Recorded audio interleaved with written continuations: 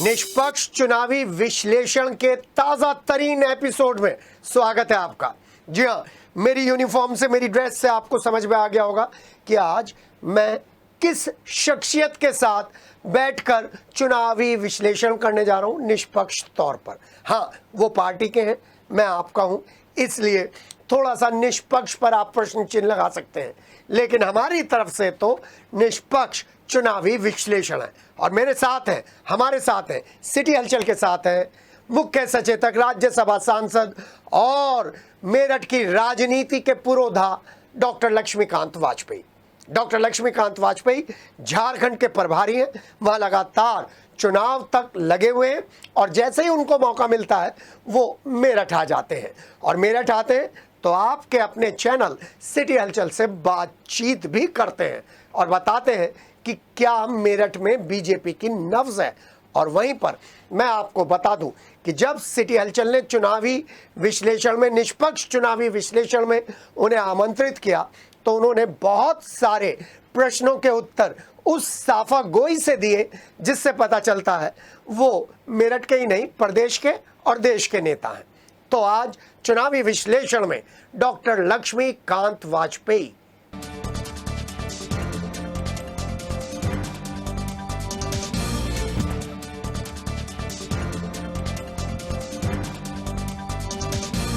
तो लक्ष्मीकांत वाजपेयी अपने ऑफिस में भरी दोपहरी में बहुत सारे लोगों के साथ घिरे हुए थे। चुनावी दौर के बाद चिंतन भी चल रहा है, मंथन भी चल रहा है, लोगों की समस्याएं भी सुनी जा रही हैं। ऐसे में सिटी हलचल की टीम पहुंचती है उनके पास और निष्पक्ष चुनावी विश्लेषण में जब हमने बातचीत करने की कोशिश की तो उन्होंने बहुत ही सही तरीके से कहा, निष्पक्ष? जी हाँ, इस दुनिया में निष्पक्ष रहना उतना ही मुश्किल है जितना गीता में कृष्ण ने कहा है कि बिना फल के कर्म किए जाओ।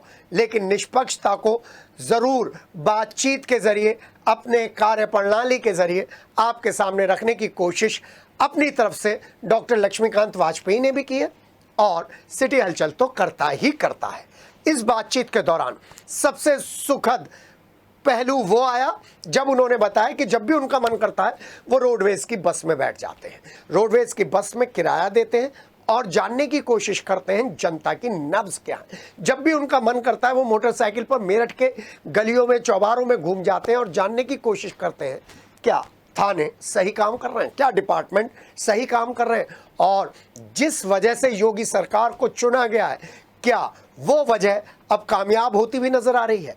जी हाँ, साथ ही साथ जब हमने बातचीत का दौर शुरू किया तो लो वोटिंग परसेंटेज को लेकर कई डायमेंशंस पर उनसे बातचीत की गई और उन्होंने साफ तौर पर कबूल किया कि कहीं ना कहीं जनता कुछ ना कुछ उसके मन में है। किसी ना किसी तरीके से जो प्रशासनिक अधिकारी हैं, जो दूसरे डिपार्टमेंट्स हैं, उनकी परफॉर्मेंस पुअर तो नहीं है लेकिन पुअर वाले लेवल पर है। ये उन्होंने अपने डिस्कशन में हमें हिंट दिया। लेकिन साथ ही साथ उन्होंने मोदी जी के नेतृत्व पर, योगी जी की प्रशासनिक क्षमता पर कहा कि इस बार फिर तीसरी बार मोदी सरकार बनेगी और मेरठ में फिर एक बार बीजेपी का परचम लहराएगा। तो ये पूरी बातचीत आप देखिए हमारे साथ। चुनावी विश्लेषण, निष्पक्ष चुनावी विश्लेषण और एक ऐसा बेस जिस पर सत्ता पक्ष भी और विपक्ष भी आकर अपनी बातें रख सकता है, चुनाव का विश्लेषण कर सकता है। और जब बीजेपी की बात करें तो बीजेपी की बात में हमने आपके सामने कैंट विधायक अमित अग्रवाल, सांसद राजेंद्र अग्रवाल, दोनों के साथ बात करी और फिर इस 24 के चुनाव में गठबंधन के प्रत्याशी योगेश वर्मा, सुनीता वर्मा से बात करी। लेकिन ये चुनावी विश्लेषण अगर डॉक्टर लक्ष्मीकांत वाजपेयी के बिना पूरा हो जाएगा तो फिर चुनावी विश्लेषण हुआ क्या। मेरे हाथ में कागज देख रहे हैं, ये कागज बताता है कि जो राजनीति में आना चाह रहे हैं ना वो इस कागज को देख लें ध्यान से। जी हाँ, फॉर्च्यूनर में घूमने वाले, नोवा में घूमने वाले, बड़ी बड़ी गाड़ियों में घूमने वाले क्या गरीब के दर्द को महसूस कर सकते हैं? लेकिन अपवाद है डॉक्टर लक्ष्मीकांत वाजपेयी। दिल्ली से आते हैं, टिकट ले लेते हैं, बैठ जाते हैं बस में।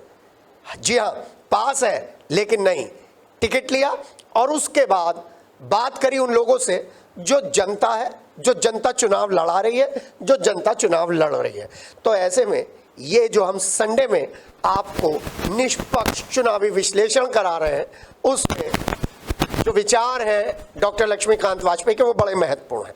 सर, स्वागत है आपका। धन्यवाद सिटी हलचल का। झारखंड में पूरी जान लगा रखी है, पश्चिमी उत्तर प्रदेश छोड़ रखा है, क्या इसका असर पड़ेगा इस चुनाव में? नहीं, मैं पार्टी का कार्यकर्ता हूं और पार्टी के प्रत्येक आदेश को पालन करना मेरा दायित्व है। पार्टी ने मुझे झारखंड में काम है, झारखंड में काम कर रहा हूं। 10-12 दिन के बाद 1-2 दिन के लिए आ जाता हूं और लगभग कुल मिलाकर 17 मई तक मैंने 88 दिन झारखंड में दिए हैं और अभी आगे मुझे 10 दिन और देने हैं। और झारखंड के नेतृत्व के साथ काम करते हुए, जिलों में उनके कार्यकर्ताओं के साथ काम करते हुए मैंने सहयोग करने का प्रयास किया है और भगवान चाहेगा तो एक परिणाम वहाँ का बहुत अच्छा आने वाला है। जी हाँ, कर्नाटक में भी आपने जिन 3-4 सीटों पे काम किया था उसके सकारात्मक परिणाम आए थे, यहाँ पे भी सकारात्मक परिणाम आए, लेकिन फिर यहाँ की जो कमान है, पश्चिमी उत्तर प्रदेश की जो कमान है, वो डॉक्टर लक्ष्मीकांत वाजपेयी सरीखे नेता को क्यों नहीं सौंपी जाती? क्यों नहीं सौंपी जाती? ये आम जनता का सवाल है, मेरा नहीं है सर। ये एक स्वाभाविक प्रक्रिया है सर। ये तो राजनीतिक जवाब है, पार्टी का जवाब। राजनीतिक जवाब नहीं दे रहा हूँ। मुझको पार्टी ने आदेश किया कि आप जाके झारखंड काम करो, तो यहाँ पर भी कार्यकर्ताओं को काम करना चाहिए था। कार्यकर्ताओं ने अपनी क्षमता पर काम भी किया है। परिणाम भी, अगर आप मेरठ सीट की चर्चा करेंगे तो परिणाम अनुकूल आने वाला है। कोई मुझे संदेह नहीं है कि हम भारतीय जनता पार्टी को कार्यकर्ताओं की मेहनत का परिणाम नहीं मिलेगा। सामान्य कार्यकर्ता ने जो मेहनत की है वो निश्चित तौर पर उसका परिणाम होगा। पुराने रिजल्ट से ज़्यादा वोट आएंगे या कम? नहीं, जब आपने बात छेड़ी, पुराने रिजल्ट से तो ज़्यादा। पिछली बार 19 में कितनी वोट से हम जीते थे, उससे अधिक वोटों से हम जीतने वाले हैं। लाख का डेटा कर लेंगे टच। मैंने आपसे इतना ही निवेदन किया कि पुराने 19 में जितनी वोट से जीते उससे कहीं अधिक वोटों से हम चुनाव जीते। मैं आपकी हिम्मत की दाद दे रहा हूं कि आपने खुद ही उस मुद्दे को छू लिया जो मुद्दा इस समय चर्चा में। मैं बीजेपी के बहुत सारे लोगों में बैठा रहता हूं, सब लोगों से बातचीत करता रहता हूं। वो कहते हैं कि अगर बीजेपी का प्रत्याशी जीता तो 5,000 से, हार हो गई तो लाख से। ये परसेप्शन क्यों आया? नहीं, ये तो परसेप्शन अपने अपने समझ का अंतर है। जितनी जिसकी योग्यता क्षमता है उस हिसाब से परसेप्शन निकाल रहा है। सामान्यतः जितनी वोट बहुजन समाज पार्टी को प्राप्त होंगी उतनी वोटों से भारतीय जनता पार्टी का प्रत्याशी जीतेगा। लो वोटिंग परसेंटेज? लो वोटिंग परसेंटेज के कई कारण हैं। गर्मी कहना तो मैं राजनीतिक बेईमानी मानता हूँ। बहुत बढ़िया, बहुत बढ़िया। हमको कहीं ना कहीं अपना आंगन और अपना आकलन स्वयं का करना चाहिए। हमने राजनीतिक क्षेत्र में काम करने वाले सभी दलों के कार्यकर्ताओं ने आम जनता के मन में सिस्टम के प्रति अरुचि पैदा की है। उस अरुचि का परिणाम है ये वोटिंग परसेंटेज। लेकिन एक बात कहना चाहूँगा, जहाँ पर कार्यकर्ता ने मेहनत की वहाँ परसेंटेज। मैं अपना उदाहरण देना चाहता हूँ। झारखंड में 66.31% पोलिंग है चौथे चरण में, जो वहाँ का पहला चरण था।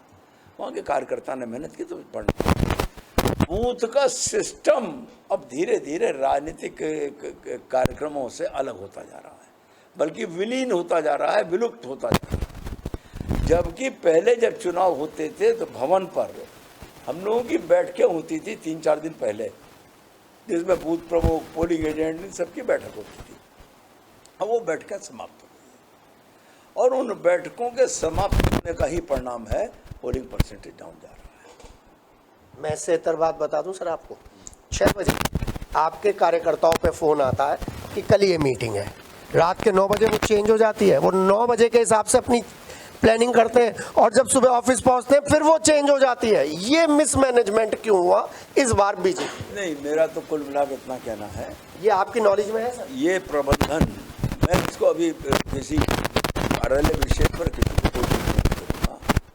मैं इतना ही कहना चाहता हूँ कि पोलिंग शक्ति केंद्र से लेकर बूथ से लेकर पन्ना, हमको जो करना चाहिए था वो मैंने 5 पेज और पोलिंग एजेंट और बस्ता, इस प्रक्रिया के 5 पेज मैंने छपवा के झारखंड में बूथ तक पहुंचाने का काम किया है। मेरठ में क्यों नहीं जुड़े? मेरठ में मेरा काम नहीं था ये। लेकिन जिस दिन चुनाव हो रहा था उससे 2 दिन पहले मैं देख रहा था लक्ष्मीकांत वाजपेयी के पसीने आ रहे थे और वो पूछ रहे थे, सड़क पर थे, धूप थी, पानी किसी कार्यकर्ता से मंगा कर पी लिया तो पी लिया, लंच नहीं किया। नहीं, ये बात मैंने आपको देखा है। मैं पार्टी का कार्यकर्ता हूँ, मुझे लगा कि अपने शहर के चुनाव में भी 5-7 दिन मुझको देने चाहिए। मैंने धीरे धीरे 11 दिन अपने चुनाव में दिए हैं। एक कार्यकर्ता के नाते जो मुझे सहयोग करना चाहिए था ईमानदारी से, वो करने का मैंने प्रयास किया है। आपकी बात में दम इसलिए, अगर ये काम नहीं होता और अगर आप लोगों का एफर्ट नहीं होता, योगी जी नहीं आते, तो आप चुनाव 8 बजे ही हार जाते। लेकिन अब जहां तक लोगों की बात है, आपकी बात है, चुनाव बहुत कांटे का, बहुत आगे। इसमें गठबंधन का रोल आप कैसे देख रहे हैं कि कांग्रेस एक तरफ आ गई और सपा एक तरफ आ गई, मुस्लिम दलित जो ये गठबंधन है, ये कितना फायदेमंद है आपके लिए और कितना नुकसान? मैं गठबंधन पर चर्चा करने से पहले आपने आदरणीय योगी आदित्यनाथ जी का नाम लिया, मैं उस पर चर्चा करना चाहता जी हूँ। आज आदरणीय योगी आदित्यनाथ जी उत्तर प्रदेश के संदर्भ में एक ऐसा व्यक्तित्व है जिसको सामान्य जनमानस में विश्वास है, और उससे भी अधिक आगे कहना चाहता हूँ, घर में बैठी हुई माँ, बहन, बहू, बेटियों को इतना विश्वास है।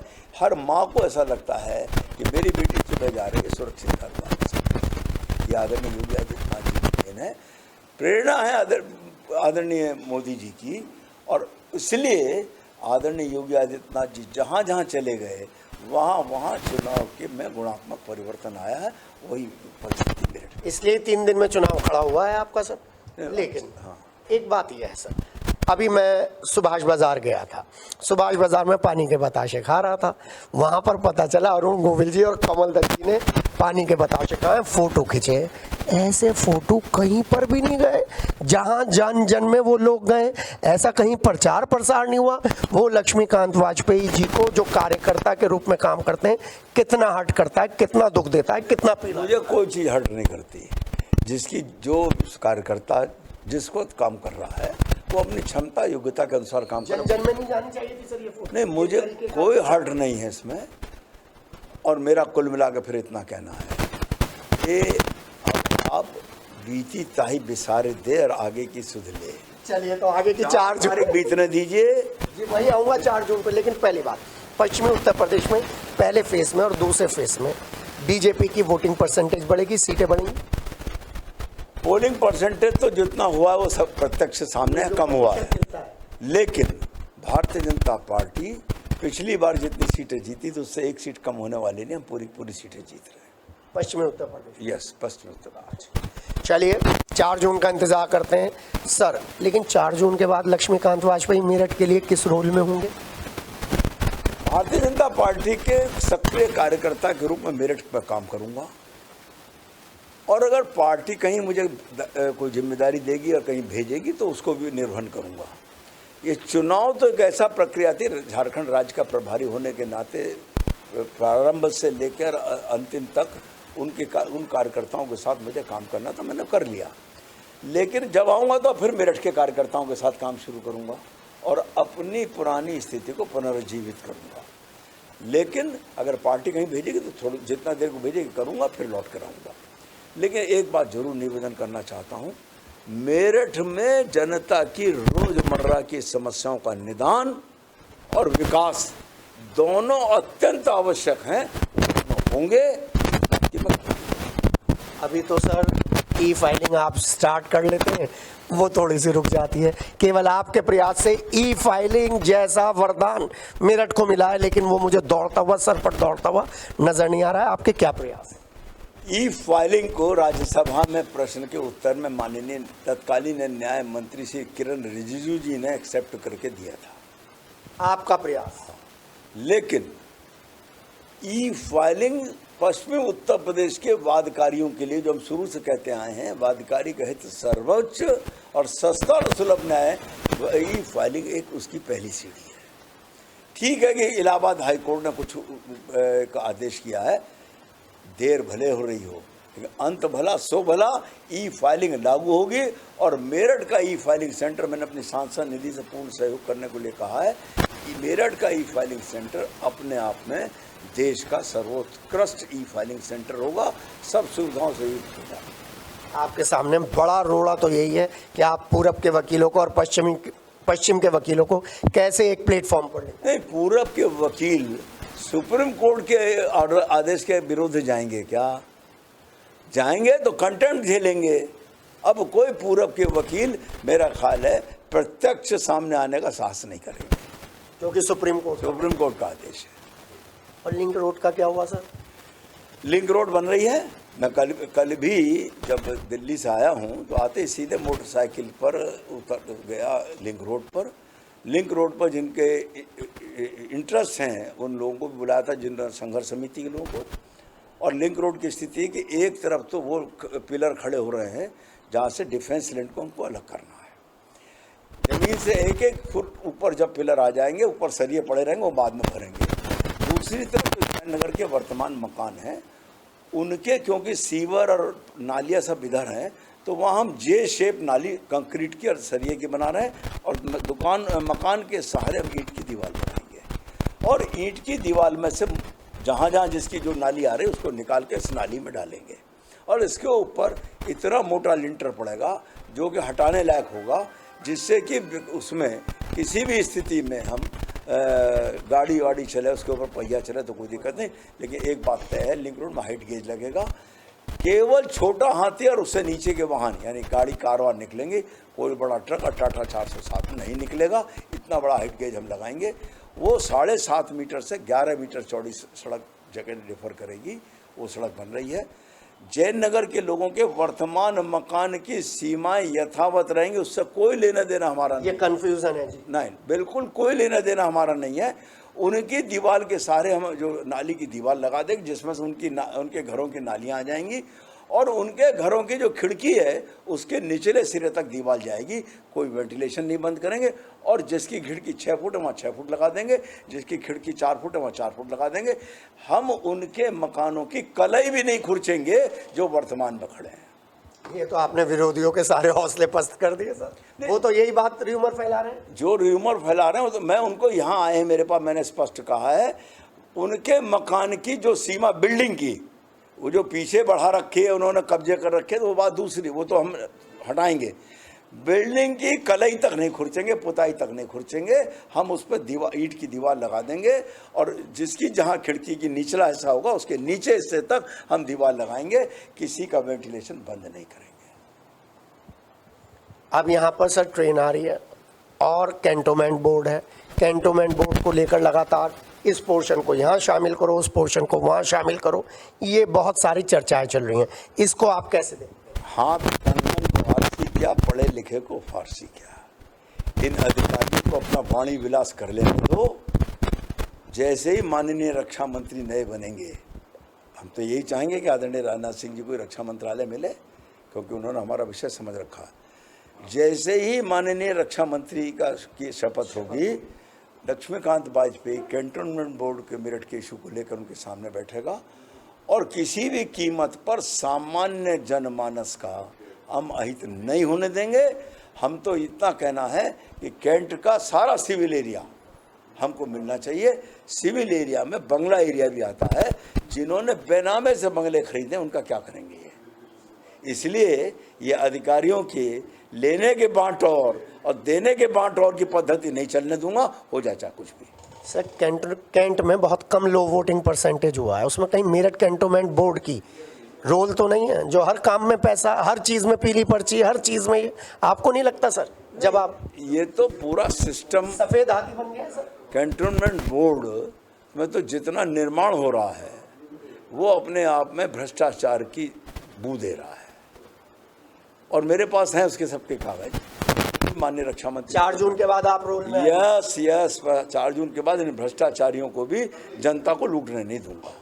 सब पुलिस का क्या रोल है? आपने चुनाव में पुलिस पर खुलकर बोले हैं, आप पहले नेता हैं सर। नहीं, पुलिस की तो स्थिति इतनी खराब है मेरठ में, अभी भी मेरे पास सूची रखी है जितने यहाँ पर केस हुए। ये पिछले 15 मई से अब तक जितने केस हुए हैं और पुलिस इन केसेस को कर रही है, हो रहे हैं और पुलिस कुछ कार्रवाई नहीं कर रही है। आखिर ये खाकी वर्दी का टेरर सामान्य जनमानस में हो रहा है, खाकी वर्दी का टेरर अपराधियों में क्यों नहीं हो रहा? टेरर होना चाहिए अपराधियों में, सामान्य जनमानस में से अच्छे व्यवहार की अपेक्षा करता है जनता भी और पुलिस भी। लेकिन चिंता ना करिए, चुनाव निपटने दीजिए, इनसे भी दो दो हाथ करने पड़ेंगे तो करा जाएगा। किसी कीमत पर मेरठ की जनता का उत्पीड़न नहीं होने देंगे। और मैं देना चाहता हूं उदाहरण, बहुत बड़ा उदाहरण है थाना सिविल लाइन क्षेत्र का। राशन का बहुत बड़ा घोटाला हुआ था। आ रहा था मैं, आप सारी चीजें पकड़िए, राशन के घोटाले पे ही आने वाला था। राशन का बहुत बड़ा घोटाला हुआ था, उसमें 273 तो दुकानदार जाएंगे। हम उनको नहीं जाने देना चाहते, हम जाने देना चाहते हैं उन AROs को, उन इंस्पेक्टर्स को, उस DSO को, उस ADM को, जिनकी छत्र छाया में, जिनके देखते देखते इतना बड़ा घोटाला हुआ। दूसरी बात, इन ARO और इंस्पेक्टरों के और DSO के पासवर्ड का इस्तेमाल एक कंप्यूटर ऑपरेटर करता रहा और अलॉटमेंट देता रहा। वो कंप्यूटर ऑपरेटर शहजाद अब जेल में गया है और वो जमानत के चक्कर में था। जिस दिन मैं सिविल लाइन थाने में जाकर बैठा था, उसके बाद उसकी पूरी केस हिस्ट्री चली गई है कोर्ट में। अब उसकी जमानत नहीं होगी और बहुत जल्दी इसमें जितने मुलजिम हैं उनको जेल जाना पड़ेगा। सर ट्रकों से राशन बदलता है सर, टाइम फिक्स है सर। वहां पे जो एक लेडी ऑफिसर है, उनको चुनाव आयोग ने कह दिया भेज दो, रोक लिया और वो सारा डील कर रहे हैं लोग। वो उस महिला के बारे में मुझे जानकारी है, नाम नहीं ले रहा हूँ, मैं भी सामाजिक प्रतिष्ठा की वजह से। मैं भी नाम नहीं ले रहा हूँ, लेकिन उस महिला अधिकारी को 9 कितने बार जजमान आ गया है, उसका समय आ चुका है। चलिए सर, बड़ी साफगोई से बात कर रहे हैं। मुझे लग रहा है 4 तारीख को तो आप परशुराम बनने वाले हैं। लेकिन नगर निगम में 23 लोग, डीजल का घोटाला और उसके बाद होर्डिंग का घोटाला, इन सब चीजों को लेकर कैसे करेंगे? एक होर्डिंग वाला व्यक्ति सबको डील कर रहा है, यह आपके नॉलेज में है सर? मैं तो इतना ही कहना चाहूँगा कि भ्रष्टाचार किसी भी लेवल पर नहीं होना चाहिए। सामान्यतः जो जनता से जुड़े हुए काम है हो रहे हैं, इसको स्वीकार करने में मुझे कोई दिक्कत नहीं है। ठीक किया जाना चाहिए, इसमें भी मैं सहमत हूँ और ठीक करने के लिए इन अधिकारियों से बात करेंगे। मैं झारखंड से भी आ जाऊँगा, रोज़ किसी ना किसी के दरवाजे बैठूंगा जाकर, या तो कन्विंस करके मुझे घर भेज दे या कन्विंस होकर कलम चला दे। लेकिन एक बात कहना चाहता हूँ कि जो CBCID ने जांच करके दिया, उनके विरुद्ध जो FIR हुई है, तत्काल मुकदमा दर्ज क्यों नहीं हो रहा, ये नगर आयुक्त को देखना चाहिए। और एक आपका कर्मचारी नगर निगम का संविदा कर्मचारी है, जाके सपा की वहां पर कन्वेंसिंग कर रहा है और यहाँ पर बेटी की शादी का कार्ड दे रखा है और नगर आयुक्त को मालूम नहीं है। नहीं, शिकायत कर रहे हैं, सुनते नहीं है नगर आयुक्त। अगर ऐसी कोई बात है तो आदरणीय नगर आयुक्त जी को इस पर एक्शन लेना चाहिए और उसको तो इस लायक बना देना चाहिए कि भविष्य में भी किसी सरकारी तंत्र में संविदा पर न जा सके। सर अंतिम 2-3 सवाल हैं सर। अगर हम वहाँ जाएं कंकरखेड़ा में, और कंकरखेड़ा में अवैध निर्माणों की बाढ़ है और जो दिल्ली की पार्टी है ना, उससे रिलेटेड एक व्यक्ति वहाँ पर सब लेन देन कर रहा है, क्या MDA के अभिषेक पांडे जो हैं, बड़े ईमानदार हैं, वो क्यों नहीं कार्रवाई करते? ये आपकी नॉलेज में है? सारे कुएं में भांग पड़ी है कि ईमानदार आदमी क्या करेगा और अकेला चना कैसे भाड़ फोड़ेगा। फिर भी कोई तथ्य जानकारी में आएगा तो कार्रवाई होगी, बेफिक्र रहिए। जी सर। अब आप 2-1 बातें अपनी तरफ से जो आपने रिसर्च की हैं वो बताइए सर। मैं विकास की दृष्टि से कुछ बातें करना चाहता हूँ। मेरठ में जाम एक बहुत बड़ी समस्या है जी। एक दिन मैंने 45 करोड़ रुपए ला के दिया इनको।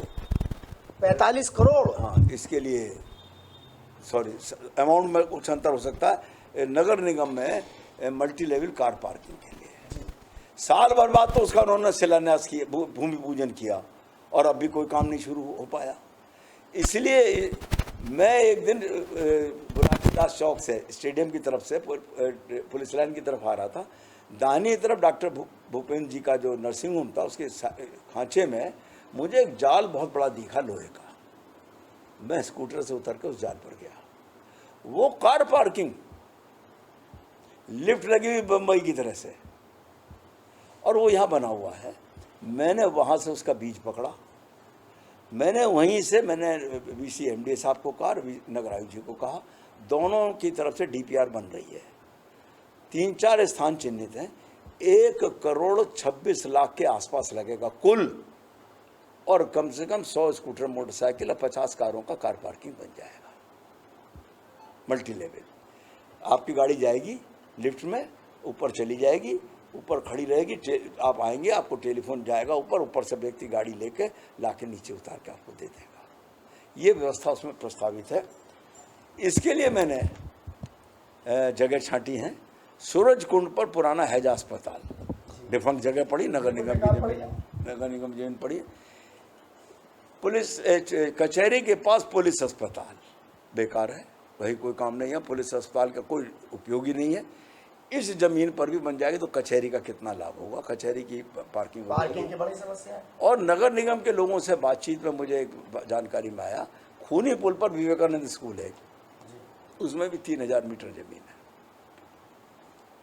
अगर हम कंजस्टेड व्यापारिक स्थलों के पास का पार्किंग दे देंगे तो व्यापारी 1 किलोमीटर, आधा किलोमीटर चला जाएगा पैदल अपनी दुकान पर, आएगा तो लेकर चला जाएगा। लेकिन हमको व्यवस्था देनी पड़ेगी। और ये क्या नाम है, multi level parking, 2 multi level parking का पैसा मुझे CSR से मिल रहा है। मुझको मेरी प्रक्रिया चल रही है, जो सैनिटरी पैड्स होते हैं इनकी 75 वेंडिंग मशीन की 3 साल तक कंपनी भरेगी भी, और उनको मैं उत्तर प्रदेश के हर जिले में एक दूंगा, क्योंकि मैंने ये तय किया है कि सांसद के नाते जो भी विकास के संसाधन मेरे पास आएंगे उत्तर प्रदेश के प्रत्येक जिले में मिनिमम 10 लाख जरूर भेजूंगा। और मैं 16 जिलों में 10-10 लाख रुपए, 15 लाख रुपए के काम भेज भी चुका हूँ। कुछ पूछने के लिए बचता है, क्योंकि मैं नेताओं को देखता हूं जिन्होंने अपने इलाके बांट रखे हैं। किसी ने कंकरखेड़ा इलाका बांट रखा है, किसी ने शास्त्री नगर इलाका बांट रखा है, किसी ने दूसरा इलाका बांट रखा है। लेकिन ये तो पूरे उत्तर प्रदेश की बात कर रहे हैं, 75 वेंडिंग मशीन्स पूरे उत्तर प्रदेश में। जब नेताओं की ये समग्र सोच बनेगी तो तभी तो विकास होगा। सर, देर कर दी, बीजेपी ने बहुत देर कर दी आपको इस राज्यसभा में भेजने में। मैं तो आपके डिस्कशन के बाद ये बात कह रहा हूँ, पहले भेजते तो आज यूपी के विकास में कुछ और ही अलग बात। भारतीय जनता पार्टी लक्ष्मीकांत वाजपेयी की माँ है, और माँ तय करती है कि कब किस बेटे से काम लेना और कब लेना। इसलिए पार्टी का जो निर्णय हुआ और जब निर्णय हुआ वो सर माथे पर है। और अगर पार्टी ये भी ना देती तो कार्यकर्ता ग्रुप मुझे, वो तो मैंने आपको देखा है, आप तो एक अनुशासित सिपाही हैं, आपको तो ये बात कहनी है, लेकिन मैं जनता की फीलिंग बता रहा हूँ। सर, 2-3 बातें और छोटी छोटी हैं। बार बार एक बड़ी बात आती है, मैंने योगेश वर्मा से भी पूछी थी, योगेश वर्मा बाहर आ गए, सक्षम है, अपने पैसों से अपना मुकदमा लड़ रहे हैं। लेकिन 2 अप्रैल को जो दलित युवा केस में फंस गए थे और उनकी इतनी बड़ी गलती नहीं थी, घर से उठा कर ले गए, उनके लिए भी आप कुछ सोचेंगे? क्योंकि ज्यादातर बच्चों का कैरियर खराब हो रहा है। मुझ पर बार बार फोन, आपने मुझे ध्यानाकर्षण किया है, इतनी मदद चाहता हूं कि 6 तारीख के बाद उस केस की जितनी भी FIR हो और उनमें जो टिप्पणियां हो लोगों की वो मुझे मिल जाएंगी तो मुझे। अंतिम सवाल सर, अब जब 4 जून को रिजल्ट आपकी अपेक्षाओं के हिसाब से नहीं आया, उसके पीछे आप क्या कारण बताएंगे? मैंने तो कारण सोच रखा है, मैं आपके कारण के बाद बताऊंगा। ये हाइपोथेटिकल और काल्पनिक प्रश्न है। भारतीय जनता पार्टी के श्री अरुण गोविल चुनाव जीत रहे हैं, इसलिए इस काल्पनिक प्रश्न का उत्तर देने की आवश्यकता नहीं। कितने वोट होंगे सर? मैंने बता चुका पहले आपको वो उसको। सर, अब मैं कह दूं सर, कहना चाहिए, क्योंकि बीजेपी को अगर कोई हराएगा तो बीजेपी हराएगी और कोई नहीं हरा सकता, ये चर्चा है। इस पर मुझे कोई टिप्पणी नहीं करनी। अंतिम क्या मैसेज देना चाहेंगे? 4 जून के बाद आप मेरठ की जनता को, जो आपसे आके ऑफिस में मिल सकें, अपनी समस्या बता सकें। मैं मेरठ की जनता से इतनी अपील करना चाहता हूं कि प्रदेश में भी आपकी सरकार है और दिल्ली में भी आपकी सरकार बनेगी। उस सरकार के साथ जनता के निर्वाचित जनप्रतिनिधि एक ब्रिज का काम करते हैं जनता के और सरकार के बीच में। वो पुल का काम करने को लक्ष्मीकांत वाजपेयी हैं, तैयार हैं। मेरे यहाँ मैं शाम के समय मिलता हूँ, अगर मेरठ में हूँ तो, और नहीं तो मेरे साथी मिलते हैं सुरेश अग्रवाल जी। अगर मैं नहीं हूँ तो सुरेश जी सुनेंगे। कोई विशेष बात होगी तो मुझे व्हाट्सएप से आएगी, मैं उसकी पूरी कोशिश करता हूँ, चाहे झारखंड में हो चाहे कहीं हूँ। मेरा इतना ही निवेदन है, जनता की सेवा करना मेरा कर्तव्य है, कोई एहसान नहीं। 4 जून को आप मेरठ में रहेंगे, झारखंड में रहेंगे? ये जब पार्टी जैसा आदेश करेगी। जी, हम तो चाहते हैं आप मेरठ में रहें। तो ये हमारे साथ सांसद, राज्यसभा सांसद, मुख्य सचेतक डॉक्टर लक्ष्मीकांत वाजपेयी हैं। और आज एक बात दिल को छू गई कि जब नेता बने हैं तो वो नेता एक वर्ग विशेष के नहीं है, एक क्षेत्र विशेष के नहीं है, बल्कि पूरे देश के हैं, पूरे प्रदेश के हैं। और ये जो उन्हें घुट्टी मिली है, ये घुट्टी मुझे लगता है कि उस व्यक्ति से मिली है जिसका फोटो मैं यहाँ पर ऊपर देख रहा हूँ, क्योंकि उन्होंने प्रदेश के साथ साथ प्रदेश की दशा और दिशा बदली, उन्होंने बीजेपी को खड़ा किया। तो इस चुनाव में कहाँ वो दौर याद आ जाता है आपको जब कल्याण सिंह थे, आपको विशेष तौर पे भेजा जाता था, आज उसके लिए बड़ी बुलंद इमारत खड़ी कर गए कल्याण सिंह। निश्चित इसमें तो कोई दो राय नहीं है। माननीय कल्याण सिंह जी, स्वर्गीय कल्याण सिंह जी मेरे राजनीतिक गुरु थे और हर वक्त उनके आसपास से भी अगर निकलो तो कुछ सीखने को मिलता था। ऐसी चलती फिरती राजनीतिक विश्वविद्यालय मिलना असंभव है। आप पाठशाला लगाएंगे बीजेपी के कार्यकर्ताओं के लिए? नहीं, मैं तो क्योंकि आपके पास बहुत सारा अनुभव है। कार्यकर्ता मेरे संपर्क में जितने हैं उनको काम को पद्धति भी बताता रहता हूं और उस काम को करते भी हैं। जी हाँ। तो हमारे साथ डॉक्टर लक्ष्मीकांत वाजपेयी, राजनीति का सबक भी है, राजनीति से सबक भी लेना है। और उन्होंने, एक प्रश्न रह गया सर, एक प्रश्न रह गया, 80 में से कितनी सीटें आ रही हैं यूपी में? ये अभी जल्दी है। ये अभी जल्दी है। ईमानदारी भरा आंसर, ये अभी जल्दी है। तो 4 जून का करिए इंतजार। ये चुनावी निष्पक्ष विश्लेषण है। दावा किया है मुख्य सचेतक और राज्यसभा सांसद डॉक्टर लक्ष्मीकांत वाजपेयी ने कि अरुण गोविल जीतने जा रहे हैं, बीजेपी ये सीट जीतने जा रही है। हाँ, पश्चिमी उत्तर प्रदेश के चुनाव को लेकर उन्होंने साफ तौर पर कहा कि 2019 से रिपीट होगा और उससे ऊपर ही बढ़ सकते हैं, नीचे नहीं आएंगे। अपने सहयोगी राजेश और संजय जूनियर के साथ के यहाँ पर सानिध्य डॉक्टर लक्ष्मीकांत वाजपेयी के पास से। तो सिटी हलचल क्यों निष्पक्ष है, यह आपको समझ में आ गया होगा। हमने अमित अग्रवाल से बात की जो कैंट के विधायक हैं, हमने राजेंद्र अग्रवाल से बात की जो वर्तमान में सांसद हैं, हमने लोकसभा में इंडी गठबंधन के प्रत्याशी सुनीता वर्मा और उनके पति से बात की। और आपने देखा होगा कि हमारे सवालों की जो धार है वो कहीं पर भी प्रभावित नहीं हुई। हमने तीखे सवाल पूछे, हमने बेबाक सवाल पूछे और हमने संयम से सवाल पूछे। हाँ, हम दूसरे पत्रकारों की तरह सनसनी बनाने वाली खबरों में और स्टेटमेंट्स में नहीं घूमते, हम घूमते हैं विश्लेषण में, क्योंकि हमारा सिर्फ एक ही उद्देश्य है कि 2029 में या 2027 में जब भी चुनाव हो, वोटिंग परसेंटेज बढ़े। और अब जब से हम ट्रेन करने की कोशिश करेंगे इस नई पीढ़ी को जिसने पहली बार वोट किया है या जो पहली बार वोट करेगी 2027 और 29 में,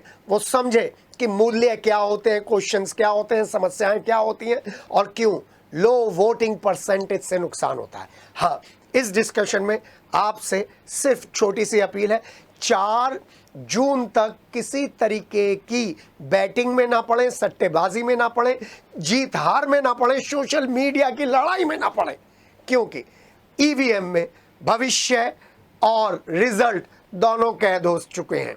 वो अलग बात है, आज भी दावा कर रहे हैं, लास्ट तक दावा किया है डॉक्टर लक्ष्मीकांत वाजपेयी ने कि अरुण गोविल भारी मतों से जीतने जा रहे हैं।